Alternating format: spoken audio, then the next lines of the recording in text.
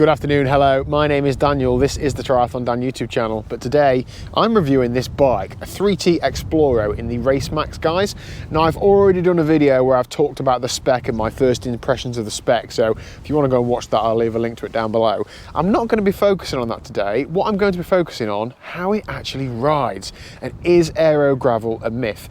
I've been riding gravel for nearly a year now. I've got a Canyon Grizzle that I ride day to day, so this is very different. I've ridden this 4 or 5 times with mates, on my own, steady and fast. I've got a good experience level now of what this bike is like to ride. I'm going to share it with you. So a few things to get stuck into, but shall we get riding and see how we get on? It'd help if I could clip in. There we go. Right, we are away. Okay, now a lot of this is going to be subjective, isn't it? It's going to be based on how I feel and what are my thoughts about the bike. But I've got a YouTube channel, so that means I'm right. Right, okay. I've ridden this bike 4 or 5 times. I've ridden in groups, I've ridden on my own. I've ridden it fast or semi-fast, and I've ridden it slowly. So I've got a fair bit of experience on it. My main comparisons in my mind are against my Canyon Grizzle gravel bike, my Canyon Aero, and my Canyon Enduro. So that's what I'm thinking about. What does it feel like in comparison to those? Well, it feels closer to the Aero than anything else. It feels like it's a crit bike, but off-road. I know that sounds weird, but that's what I'm used to. When people talk about whether things feel comfy or not, it's what they're used to or not used to, and I'm used to riding bikes like that. Now, you can see here, we're going quite slowly, and this is, for all intents and purposes, just a classic gravel bike ride. And in this sort of ride, is aero gravel a myth, and is there any point to it? Well, I don't really think there is much point to the aeros at these sorts of speeds, but when you're doing faster rides and races, maybe it is. So how does it ride? How does it feel?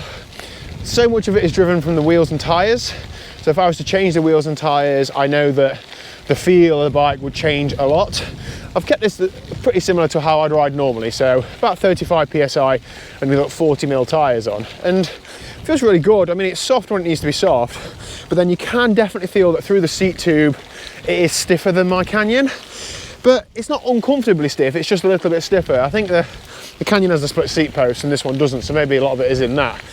But in terms of like handling and feel, again, it feels like a road bike off-road. My bike handling isn't the best, so I'm probably not the best, I'm not Tom Pidcock off-road, but there are definitely fast sections where I've been riding fast and it feels like it gives you confidence. The bars feel quite wide, but they're not flared, so then you do want that width for that stability off-road.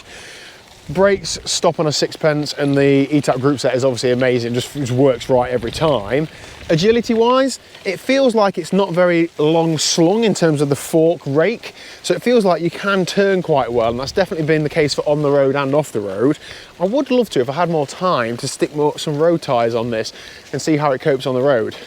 Now, 3T do list this as their race and adventure bike, so although it's billed as their aero gravel bike, you can get up to, I think it's something like 61mm tyres under the forks, under the seat stays, which is massive, so you're not really restricted in any sort of area where you want to ride. Things that I don't like, well, I don't like that it's not got any rack mounts on the front forks. It has got a bottle cage mount under the bottom bracket, which is handy. I have used one of those, and I think if you wanted bags and storage, you just put it on the frame. And there are top tube storage mounts, so it is fairly well sorted, but it's just not got that additional capability of the fork storage. I know if you're camping, a lot of people use that area for tent bags and so on. Not really a problem for me at the minute, but if I wanted to do that sort of thing, then it might be. Other things that I'm not like amazed by, it's not that cheap. It is quite expensive compared to some other gravel bikes. It's not like top tier, like, you know, like Pinarello money, but it is definitely higher than some of the other competitors. But then when more research and development has gone into the bike, so 3T quote that they don't care what a bike does in the wind tunnel, they want to know that it performs well in the intended discipline, and that's what they put the work into. You know, you've got to pay for that somehow, so if that, you know, that has been done, I think as a consumer, I'd be happier to pay that, knowing that, okay, this is genuinely faster in the intended discipline, then, well, I might as well pay another couple of £100 over what I was normally paying. I also like that the cockpit is just a round bar in the middle. You can bolt stuff on, computer mount. I could get aero bars on it. I could bolt lights on it and those sorts of things. So it is racy, but it's also usable. And I haven't weighed it, but this does feel quite light. Especially when I've got no like bottles and saddlebag on now, you can really tell that the frame set itself is a light setup, and the wheels aren't especially super light either. So agility wise and that, you know, climbing wise, it definitely feels good. Climbing weight isn't really a big factor for me, but it's more for morale than anything. If you're going up a hill and you feel like, oh, the bike's alive under you and it, you know, moves well, it's just good for morale. You might not actually be going any faster, but I think it just makes you feel good, and therefore you might perform better. Obviously very subjectively, but colour range, there's loads of different choices. I love this bright orange. I like having bikes that are like a bit like wowing in your face. I think that's really good. Again, it's not for everybody, but it is for me, and I've really enjoyed my time with this bike. If I was looking for a gravel bike, would I buy one? Probably not, and the reasons are probably the fork mounts I see as a bit of a limitation. I don't have any appetite to do any gravel racing, so there'll be not any circumstance where the Aero is a benefit. When I go on my gravel rides, I'm averaging 10-12 miles an hour, so I'm really not worried about the speed. But if I was just looking for a gravel bike and it was competitively priced, it certainly wouldn't put me off. So I can't end this video without directly answering the question, is Aero gravel a myth?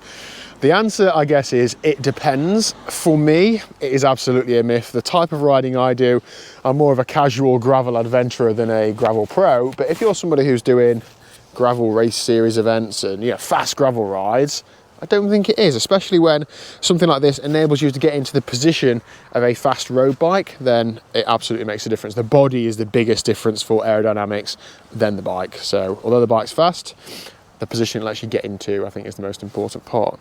I think that's about it. That's about all I've got to say about this bike. It's hard to pick fault with a brand new, highly spec'd carbon frame bike because they're going to be very good, but hopefully that's given you a bit of an all-round feedback. And let me know any thoughts or questions or anything down below. And hopefully I'll get the chance in the future to get my hands on some more different bikes, do some more test riding, and to be able to do more videos like this, because it's something I certainly want to do more of. Hit like and subscribe, and I'll see you tomorrow at 1 o'clock.